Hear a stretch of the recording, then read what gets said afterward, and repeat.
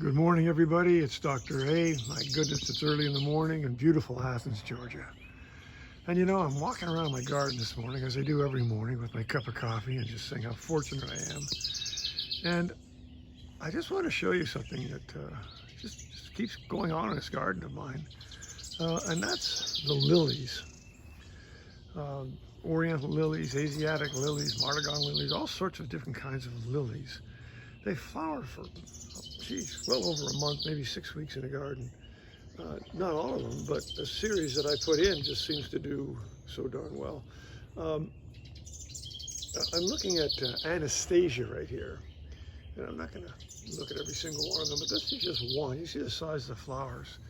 And I gotta just walk through the garden. The garden's in pretty good shape. There's some fabulous begonias and all, but right next door to Anastasia is this one called Muscadet. And again, you can see this the beautiful interior and just a ton of flowers. And there's some behind, as you can see.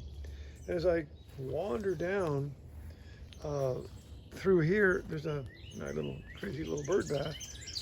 Another one just starting. Now remember, these lilies have been in the garden for at least a month. I think this one is kind of lovely too. This is Mount Cook.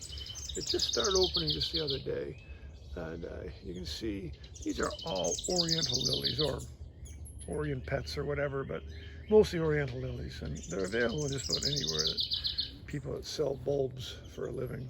And I'm just going to keep wandering down. There's lilies that are just keep growing and growing and growing and growing. And she's about to flower in another couple of weeks. You can see all the buds on Leslie Woodruff here. And then as I go past the phlox and things, some more lilies, huge buds right here. Again, maybe another week or so. And I'll just keep on walking down this little garden. The very end of Josephine. She was spectacular. She got a couple more buds, but not very much. And as I wander down a little bit further and past all my bird goodies, come to Satisfaction.